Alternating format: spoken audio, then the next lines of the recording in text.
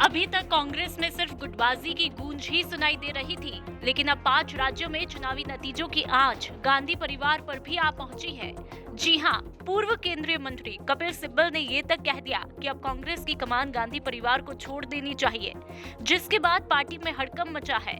जिसके बाद सीएम अशोक गहलोत ने कपिल सिब्बल को कांग्रेस में मिली एंट्री का इतिहास ही याद दिला डाला कि किस तरह से गांधी परिवार का उन पर एहसान है। खैर, सीएम अशोक गहलोत ने कपिल सिब्बल की जुबानी धार पर पलटवार करके आलाकमान को खुश कर खुद को मजबूत रखने का तो मैसेज दे ही दिया है। कपिल सिब्बल साहब को बहुत चांस मिला है।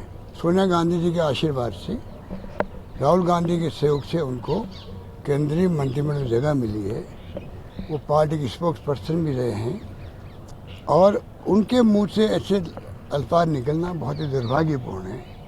मैं समझता हूँ कि ऐसे व्यक्ति से ये अपेक्षा नहीं की जाती है कि जिनको कांग्रेस की एबीसीडी नहीं मालूम है, जिनको एक मंत्री बनना अलग बात है, परंतु जो कांग्रेस की संस्कार संस्कृति वो खाली कोई संविधान में जो मूल भावना उसको तो हम सब मानते हैं, आदर करते हैं और करना चाहिए। तो वहीं दूसरी तरफ कांग्रेस पार्टी के लोग पार्टी की ही नैया डुबाने में लगे हैं। पहले विधायक दिव्या मदेरणा ने तो पूर्व सीएम की लीडरशिप तक का पाठ पढ़ा दिया।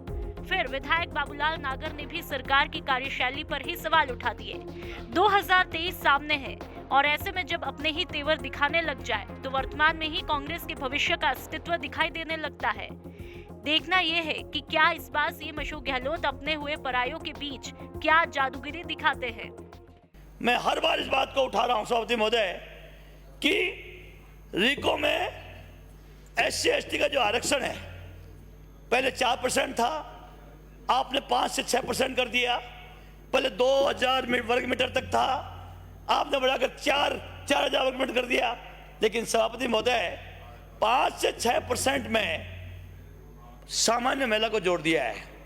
मुझे तकलीफ हो रही है जब सामान्य महिला को जोड़ दिया है तो मुझे कहते हैं कोई अतिशयोक्ति नहीं है, यह बहुत बड़ी साजिश है दलितों के खिलाफ। यह एक तरह से हमारे आरक्षण को खत्म करने का काम किया है। तो दूसरी तरफ आपको दिखाते हैं कि कैसे सीएम के सलाहकार संयम लोढ़ा का संयम टूटता है और अपनी ही पार्टी में बगावती सुर दिखाते हैं। कांग्रेस पार्टी की ओर से तब बदलू थाने का हमने घेराव किया था और पूरे समाज को सबको पता था कि ये निर्दोष है। ना आप इस हिस्ट्री से क्या संबंध है? आप 7 दिन में जांच हो जाएगी, कार्रवाई हो जाएगी। ना प्लीज, ये गुंडागर्दी पुलिस की चर्चा समाप्त हुई। माननीय अध्यक्ष महोदय प्लीज आप धरना करिए। माननीय चर्चा समाप्त हुई। माननीय कटारिया जी ध्यान, चर्चा समाप्त हुई। कटारिया जी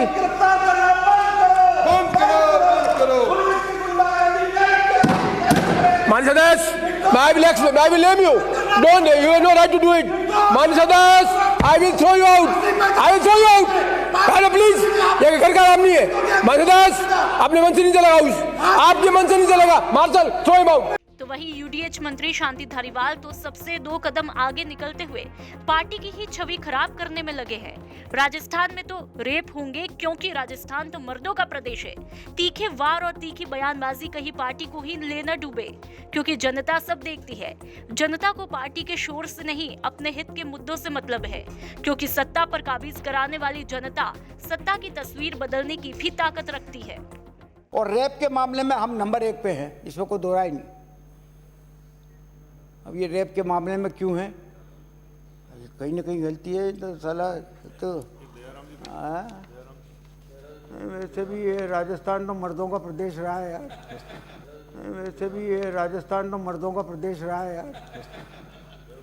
अब उसका क्या करें? इन तमाम सियासी घटनाक्रम को देखते हुए कांग्रेस दिल्ली से लेकर राजस्थान तक बीजेपी के निशाने पर है। कहते हैं ना, फूट में लूट का फायदा तो कोई भी उठाएगा, लेकिन ये बात और है कि जिनके अपने घर शीशे के होते हैं वे दूसरों के घर पत्थर नहीं मारा करते।